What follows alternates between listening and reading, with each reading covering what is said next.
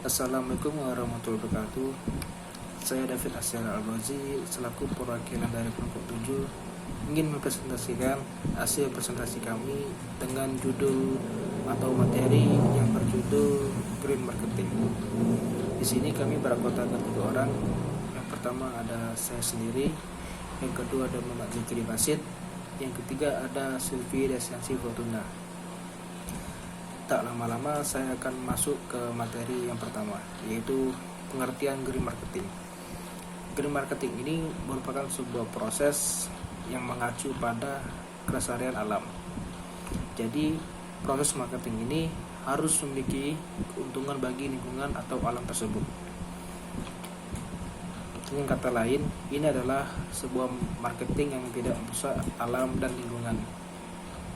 Tidak hanya itu, produk yang dipromosikan dengan metode ini merupakan metode green marketing, yaitu produk yang mesti ramah lingkungan. Nah, jadi proses produksinya pun harus yang tidak merusak lingkungan. Misalnya produk bebas dari materi yang bersifat racun untuk lingkungan, atau produk ini juga bisa didaur ulang serta dibuat dari bahan daur ulang. Bisa juga produk ini sengaja didesain agar bisa dipakai lagi. Intinya, green marketing tersebut memiliki tujuan untuk menjaga kelestarian alam atau keberlanjutan alam. Maka produk yang dipasarkan lewat metode green marketing tersebut haruslah produk yang memang ramah alam dan lingkungan. Green marketing saat ini akan terus berkembang sejalan dengan adanya perhatian dari masyarakat Indonesia atas isu lingkungan tersebut, sehingga masyarakat menuntut adanya tanggung jawab dari pelaku bisnis dalam melakukan aktivitas bisnis. Materi kedua yaitu tujuan green marketing. Di sini tujuan green marketing itu terbagi menjadi 3. Yang pertama itu adalah green, yang kedua itu adalah greener, yang ketiga merupakan greenness. Jadi saya akan membahas satu persatu dari green tersebut. Yang pertama adalah green. Green ini bertujuan untuk menyebarkan informasi bahwa perusahaan tersebut adalah perusahaan yang sangat peduli pada lingkungan alam. Yang kedua itu merupakan greener. Greener merupakan tujuan untuk melakukan komersialisasi sebagai tujuan yang paling utama untuk perusahaan dan juga untuk mencapai tujuan yang berdampak pada lingkungan.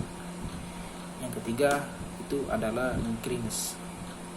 Greenness merupakan suatu manajemen perusahaan yang berusaha untuk mengubah budaya konsumen ke arah yang lebih peduli terhadap lingkungan sekitar. Ketiga, peran penting green marketing. Nah, jadi peran penting green marketing tersebut merupakan suatu konsep yang menarik terhadap konsumen atau masyarakat yang peduli terhadap lingkungan. Jadi saat ini bisa membuat produk yang lebih menarik di mata konsumen, terutama bagi mereka yang punya kesadaran diri terhadap lingkungan. Selain itu, metode ini juga dianggap menghemat biaya serta pemasaran tersebut. Selanjutnya merupakan komponen-komponen green marketing. Green marketing memiliki beberapa komponen utama yang sangat penting yang dapat bermanfaat bagi konsumen, tapi juga perusahaan yang memproduksi barang atau jasa. Di sini ada 4 komponen.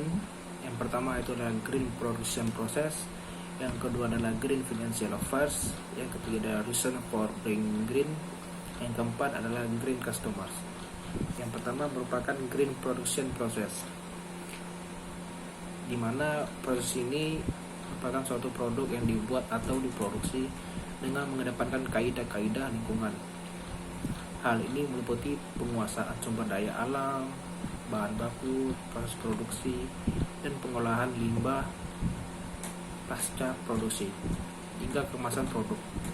Komponen green marketing ini yang satu ini amat berdampak bagi kepercayaan konsumen di masa mendatang serta komunitas sosial yang tinggal di lokasi tersebut. Green Financial Affairs.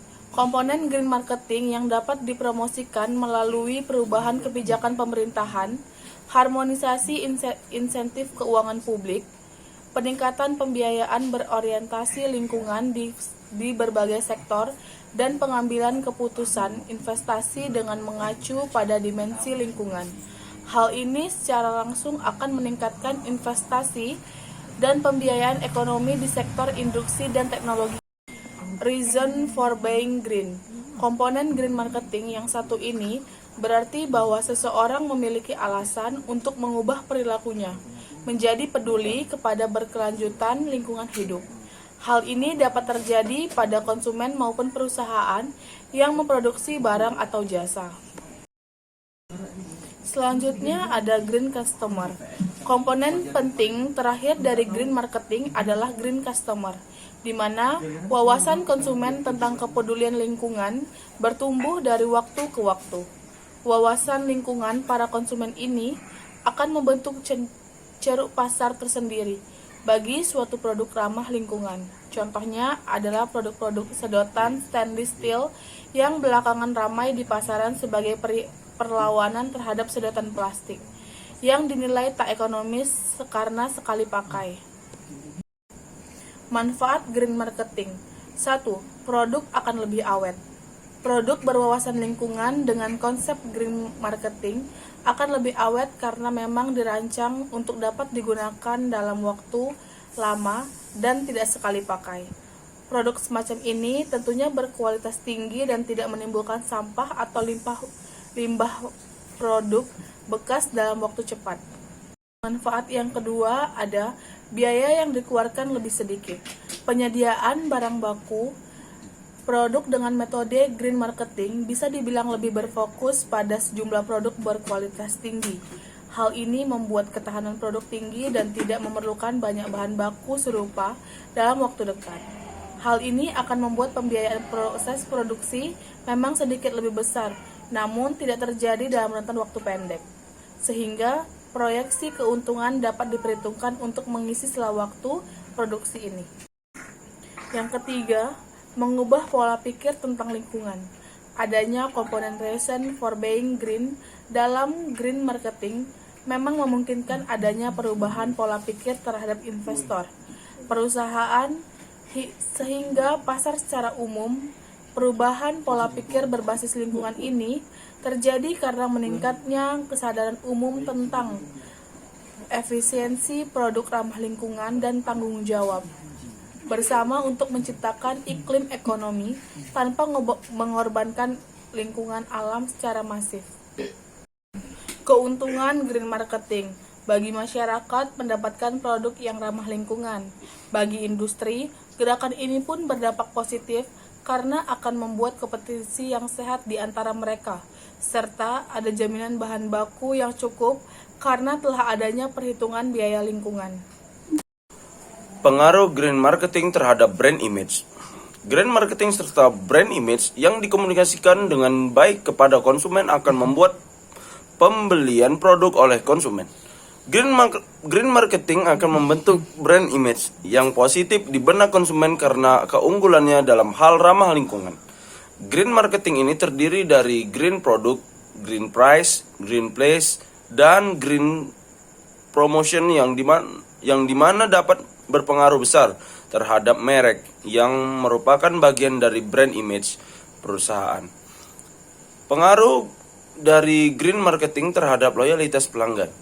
Yaitu green marketing merupakan seluruh aktivitas yang didesain untuk melengkapi kebutuhan dan keinginan konsumen dalam menciptakan kepuasan pelanggan atau konsumen dengan memperhatikan dampak buruk yang minim bagi lingkungan. Loyalitas pelanggan akan terbentuk dengan adanya green marketing yang efektif yang dilakukan oleh suatu perusahaan. Konsumen yang selektif dalam memilih produk yang akan dikonsumsinya, terutama produk yang berbau ramah lingkungan.